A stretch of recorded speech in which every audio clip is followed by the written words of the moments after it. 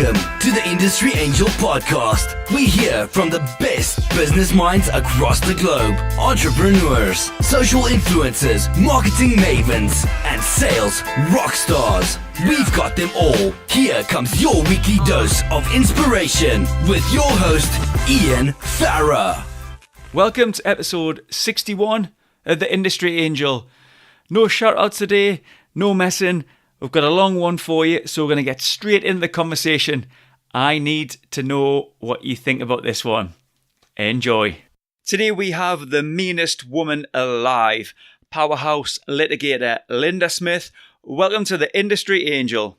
Thank you, Ian. I'm very happy to be here. Well, listen, I was pretty sure I was married to the meanest woman alive, and then I met you. So come on, tell us all about this moniker, Linda. Where did it come from? But I have... Can we swear on this show? You can do what you want. Okay. I'm lovely unless you fuck with me. I have a motto that was actually given to me by my partners at my law firm, and it's, I win or you die. Oh, God. And I think it's simple, straightforward, and it gets right to the point. Here's the deal. On a good day, I stand almost 5 feet tall. I have big blonde hair and a curvaceous figure. And men throughout my career have unconsciously labeled me as a blonde bimbo, which is a big mistake. I'm fierce in defense of my clients and my positions. And if the other side lies about the facts or the law or mistreats my witnesses or mischaracterizes my position, God help them, I will coldly and calmly rip their hearts out. So I'm actually a nice person. I'm a caring friend and mother. I love to laugh and enjoy life. I'm never mean for sport, but I am my client's gladiator and will dismantle anyone that tries to hurt them.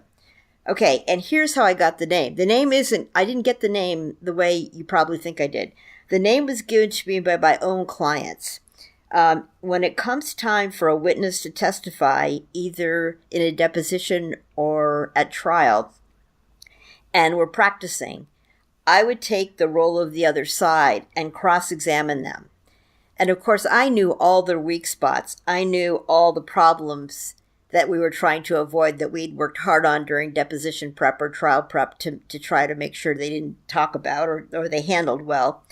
And so I would completely dismantle them. And then when they actually were a trial witness, they thought it was really easy compared to me. Yeah. So they labeled me the meanest woman alive. And then, because it was so much tougher that they found the actual thing to be easy. And then Corporate Board Member Magazine, which goes out to, the Fortune 500 boards, did a profile on me and called it the meanest woman alive. And it stuck. And my law firm wasn't crazy about it, but my clients just love it. They like this idea that they've got someone in their corner who is going to, actually, I can sort of fake people out a little bit. I'm nice, I'm friendly, and then and I'm perfectly civil, and then if you screw with me, you're in big, big trouble. And I had this case it was the largest private antitrust case ever in the history of the world, and still is. And it was called AMD versus Intel, and we represented AMD. And I promise not to tell law stories. I'm only going to set this up so you'll know about what happened. Okay, so the allegation was that AMD, for a brief shining moment, had the better microprocessor. And Intel, which controlled, 99% of the market, was worried.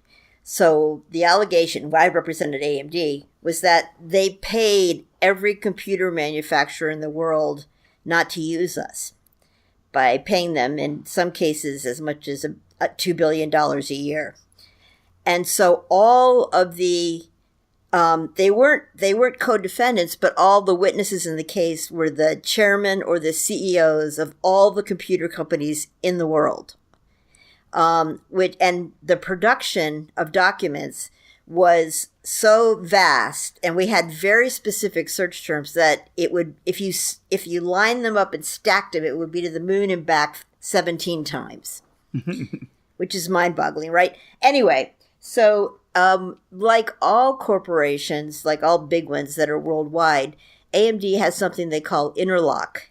And that's when they bring in all their executives and all their salespeople, their highest people from all over the country, and talk about new technological developments, and they lock in their sales goals by going through their marketing plans.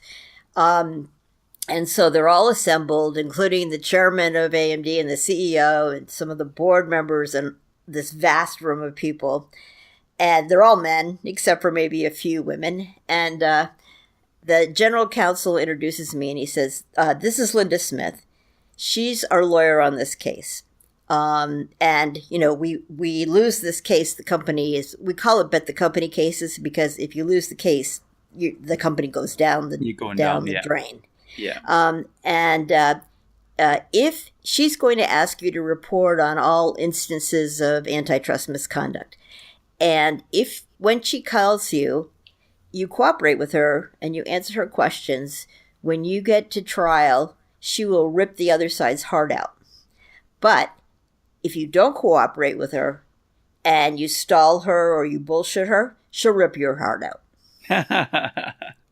And it was quite effective, actually, because, and I worked with everybody there, and we actually developed, pretty good friendships and relationships. So it all went fine, but you could tell at the beginning that they were paying attention because they knew I was fierce, and also that I had the backing of the CEO and the board and the general counsel. So they better, they better cooperate as fully as possible. So it's been an advantage. And,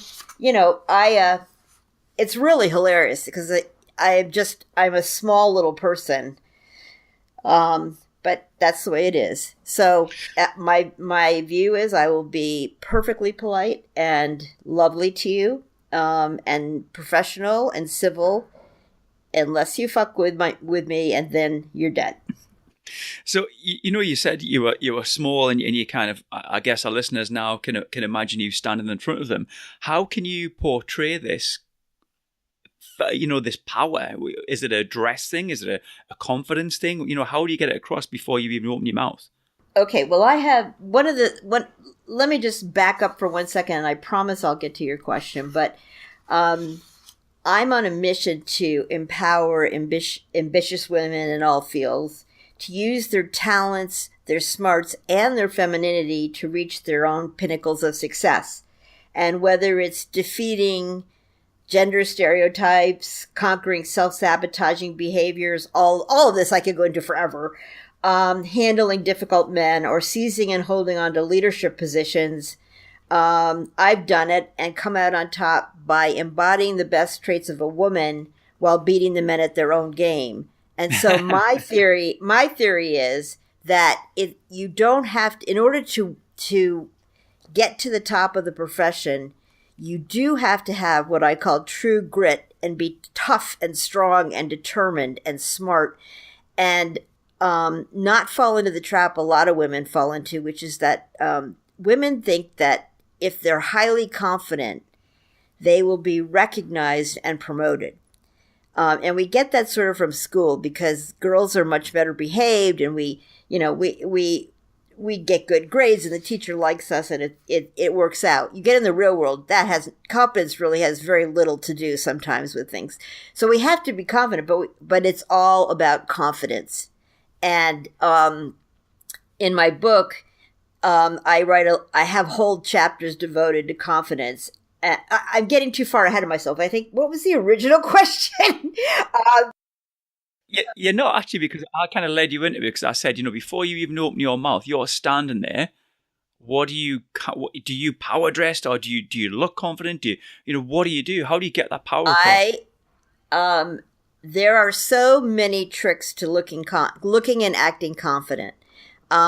First of all, now, I have been practicing for 40 years, so I'm no longer a little hottie. But of course I'm still highly attractive, to myself. As I always say, I'm a legend in my own mind. Yeah, and modest, extremely modest. But I think that women have to understand that they are not going to outman the men. My mentor at my law firm, and is one of the major law firms, was a 6'5", maybe 6'7" man with a deep booming voice, just like James Earl Jones, really. And he was an imposing physical figure. And he was my mentor. There were no women mentors. And he taught me a lot. But the one thing I knew was that I could never be that tall or have that voice. And so I had to use other things. And what I do, I project confidence and competence and leadership. And I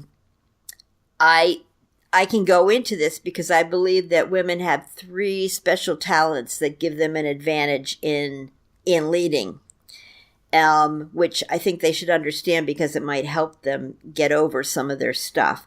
But I dress confidently, I act confidently, but I also just seize the day.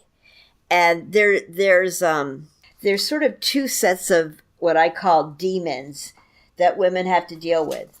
And the first are the ones that are external, and that is the stereotyping and the patriarchal society. And I know I'm using words that sound like I'm a big feminist, which I'm actually not, but it's that idea that, the women are, that men, alpha males have ruled the business world, if not the world, since the beginning of time. And these roles essentially started out because the women had to carry the child for 9 months. The man needed a second, let me put it like that. And the woman had to carry the child for 9 months and then lactate and take care of the child. And so these caveman notions of the big strong men will go out and hunt and the women will stay and raise the children and care for them. But that scenario, of course, was thousands, of years ago. And yet, we're still beset by these stereotypes. And there was a poll done in the United States. I think it was done by the Pew Trust. It's 60% of Americans, no, 40%, 40% of all Americans believe that a woman should not be a CEO. Wow. And 40% of all Americans, and this is pre-Hillary, but very recent, believe that a woman should not be president. Just doesn't work for them. And so that's the external demons, where there's all this prejudice and just this assumption. I don't think men, and in fact, I could put you on the spot, Ian, but I don't know you. I mean, I bet you think you're not sexist and you're pro women, and yet I bet if I went in and asked you a series of questions, eventually we would get to the fact that you do have preconceived notions and that they're they are unconscious. And one of the advantages I think, and actually a woman has, is that we have interpersonal skills, emotional intelligence, and I could go into this for a long time too, but it's been demonstrated through studies that we have a higher emotional intelligence than men.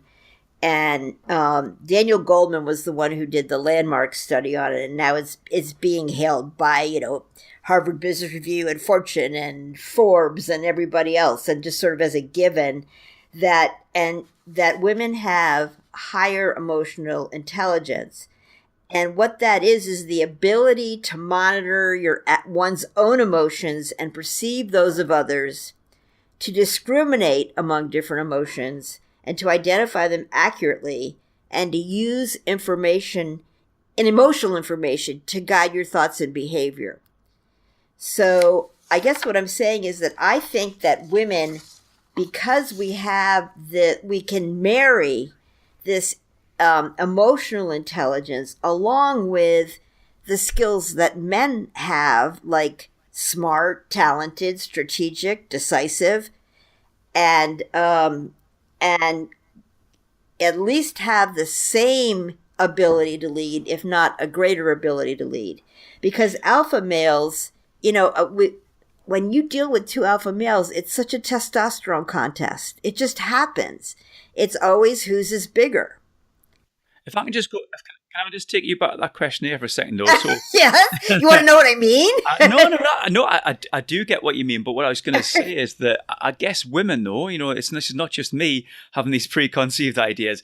I'm sure it's women as well who, if you're saying it's a traditional thing and it's a society thing, aren't women feel the same as well? If you give them that same questionnaire, would they not also have the same answers that, yeah, we shouldn't be doing this? And it's yes. Yeah. Yes, and don't get me started on politics, because you're not doing a political show, and that'll probably cause half your listeners to turn off if I say certain things. But I do. A large portion, I'm sure of the people who elected Hillary were white women. I mean, who elected Trump? Excuse me, were white women. Okay.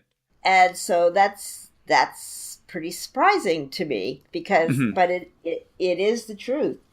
Okay, so there are these roles, and then it's, it is unmistakably true that women have the larger portion of the raising of the children. And one of the problems I had with, which I thought Sheryl Sandberg's book was very good, it's called Lean In. But one of the problems I had with it is that she says that it works very well if men split the household duties and the child rearing duties. And that's what she and her husband, unfortunately he passed away unexpectedly, but she and her husband shared that, and it worked very well. And I think that's lovely. But it is not very often that you get men who are willing to do that. So I think a lot of this, I mean, we do have to raise the kids, and we do have to take care of the house, and you can get the man to do more or less, be more or less helpful, but at the end of the day, it ends up on you. And I'll go into the internal demons in a second, but women now make up over half of the college graduate staff, and yet college graduate students, and they get hired into these jobs, and yet they don't make it. They either jump off the ladder, get stuck in middle management, or there's just no one at the top, and that women remain underrepresented at every level of the corporate pipeline.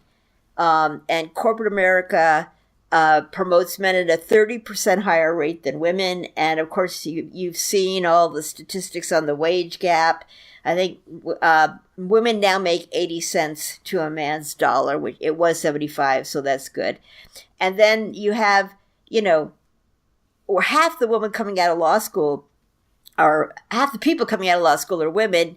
Yet only 16% in the United States of women are law firms have women partners. So 16%, there's 60% women partners. And then out of the Fortune 500, there's 6% are women. So 32 of the Fortune 500. Of the top 250 domestic grossing films of 2016, 17% of all executive producers, directors, editors, and cinematographers were women. and 14% of engineers are women in the United States, and I can go on and on. But so there's a lot of that. What are we going to do about it then? What can we do? Well, okay, wait. Let me just go into the other piece of this, and then you can tell me I'm really talking way too much. But this is another piece. So there's the first thing is this external sexism that is just built into our society and presents an enormous challenge. And which I think is what you're getting to as I'm telling you all this. And then the other thing is women have what I'm calling internal demons. And what they are actually is the internalization of all the culture and the external sexism, to the point where most women have a constant internal critical voice telling them, you shouldn't have said this, you should have done that, constantly harping on you that you're not good enough, you're going to embarrass yourself, you're going to fail, you're a fraud, you don't deserve your success, and holding you back. And it is so interesting because it affects all women. Women suffer from self-doubt, questioning their abilities, and downplaying their achievements. Women are afraid to risk and fail. And that's a huge one for me personally, because my mother used to say to me all through my life, I wish you would fail at something. Because then what you would see is if you fail, you get up and keep going. The world doesn't end. The earth doesn't open up and swallow you. You just keep going. But we're afraid. We want to be perfect. And we are afraid that if we fail, it'll be terrible. It'll be the end of the world.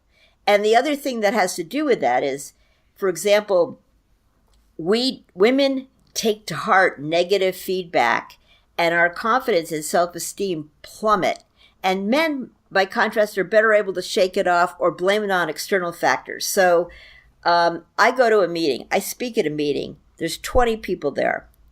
After the meeting, 19 of them tell me what a great job I did, but one tells me they thought I was lousy, really didn't make good points, and was pretty boring. I go home and think about the one person, the whole, for days afterwards.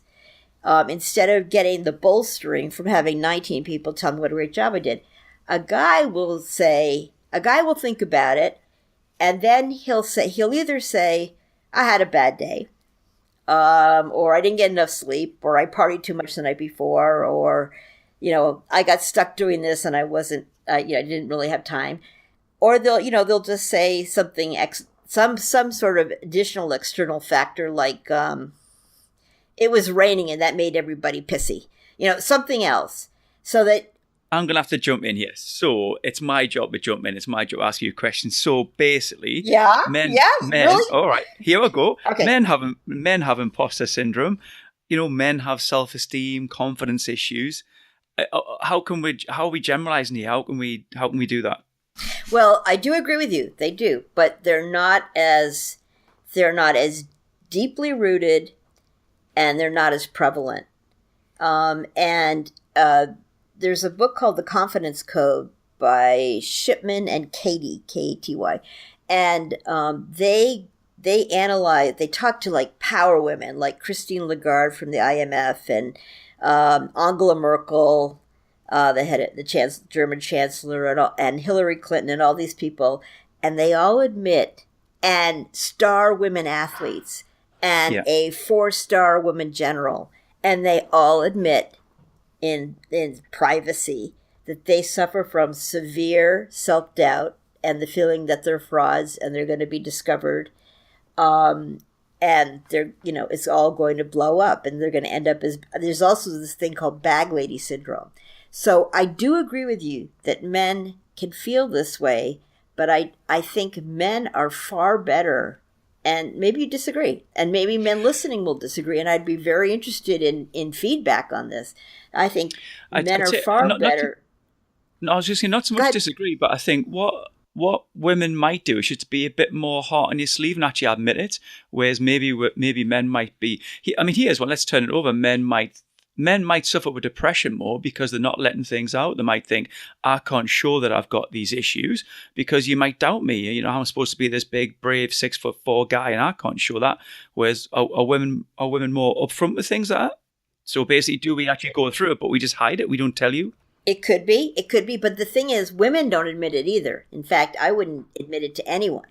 Okay. And in these interviews, they were extremely confidential. And these were people who were like, you know, Christina Lagarde goes in at the IMF and tells a room full of, 50 men how we're going to run the world. Yeah. And she does it with confidence, and she just because she, was questioned about it. I mean, they don't wear it on their sleeve. In fact, if you wear it on your sleeve, you're out.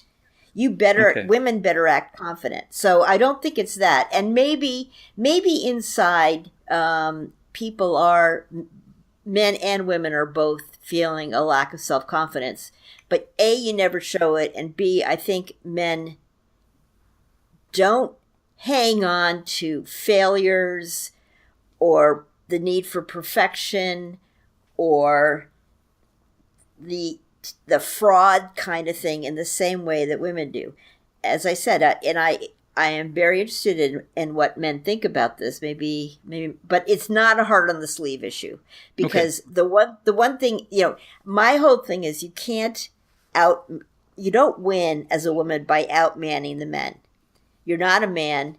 If you want to have a, I don't even want to say, if you want to wear boxy suits, keep your hair very short, speak in as deep a voice as you can, no matter what you do, you're not one of the guys. And trying to outman the men or play their game in the same way doesn't work for a woman. And my main point is that women actually have these huge advantages of, I call them superpowers, of emotional intelligence.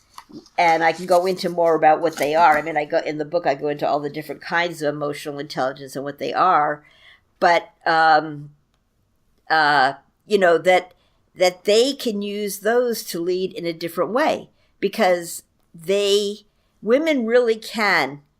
For example, at least I have seen alpha males, come into a room and it's like my way or the highway.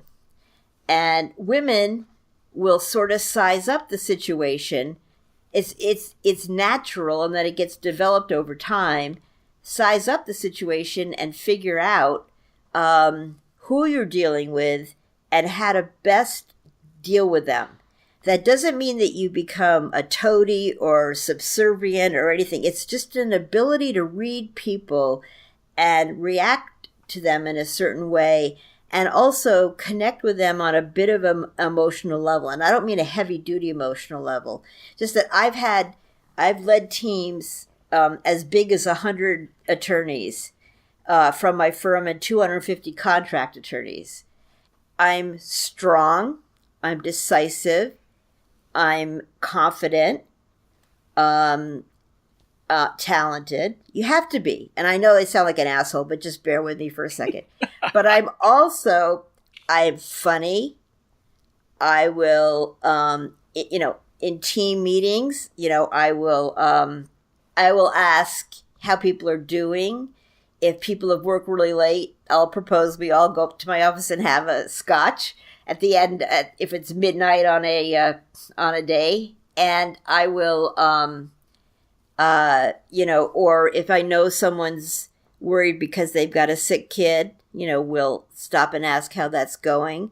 In other words, it's caring about other people and having that.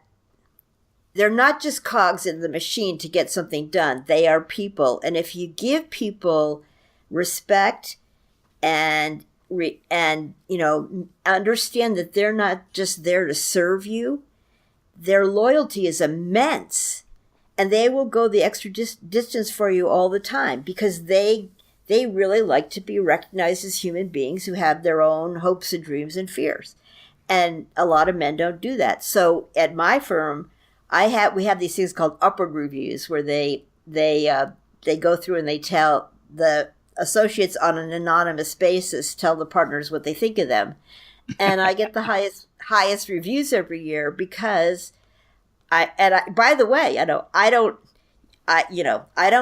tolerate, anyone who isn't really bright, who isn't really working hard, who isn't contributing. So I can be a tough taskmaster, but I'm fun.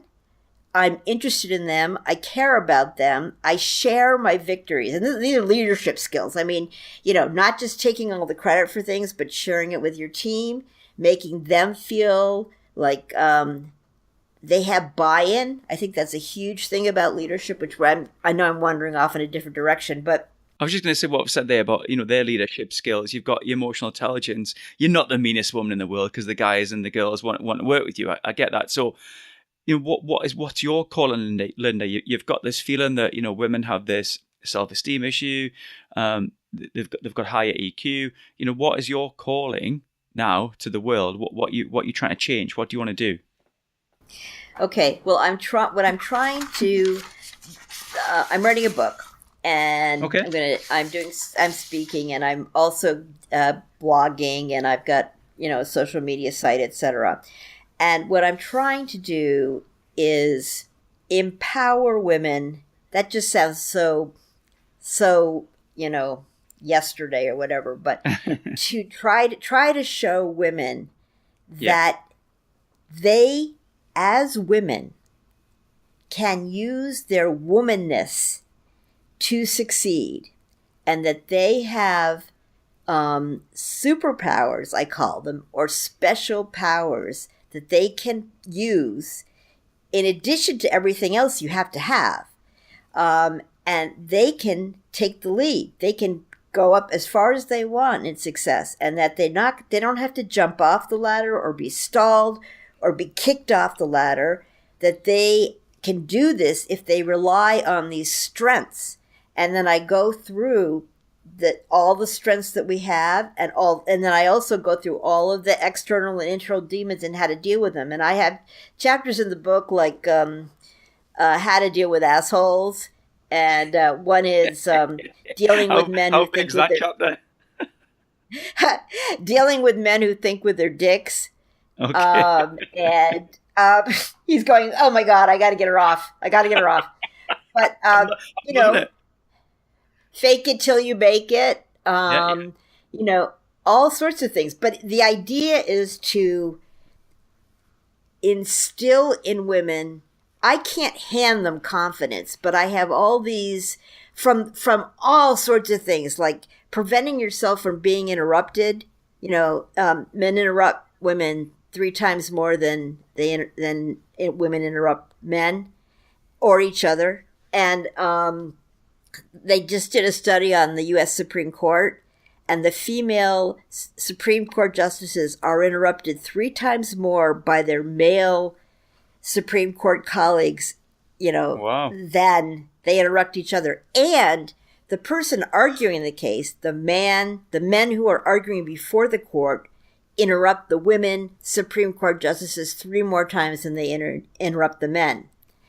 And so I have one whole blog on how to stop people from interrupting you. And I have another one on, how to seize control of a meeting. And another one on, so I'm trying to give everyone both the big picture of what talent we have and how we can deploy it and what we're fighting against. First, I lay out what we're fighting against, external and internal, because I want them to understand fully what they're dealing with. And then I talk about how to deal with that internal voice and tell it to shut up. I don't believe in, what do you call them? Affirmations. It's not that kind of stuff. I have very specific things. Mm-hmm.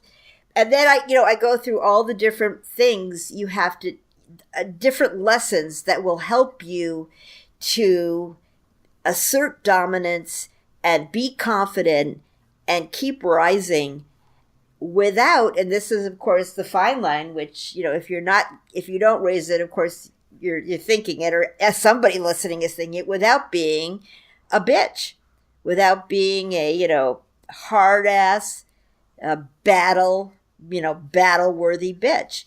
And it's a tough line to follow, but it can be done. Well, Linda, this has been one hell of an interesting Yes. conversation, and I hope I've asked the questions that listeners. No, I just hope I've asked the questions that listeners want to ask. I hope I've kind of, sometimes I've got to sit on the fence and be devil's advocate here. So it's been a really interesting conversation. I know you've worked on some fantastic cases. You've got one hell of a background. So if the book's anything like that, then I'm sure it's worth a read. Yeah, and I should tell people to go on my website. You should. Yes, I should. It's you'll be so shocked at the name of it. It's on Facebook, and it's just Meanest Woman Alive, all one word. And Meanest that's where I Woman do. Alive. Well, I am shocked because you're not a bloody mean woman. You're a pussycat. You just you know what you like. Yeah. Well, the thing is, you don't have to be.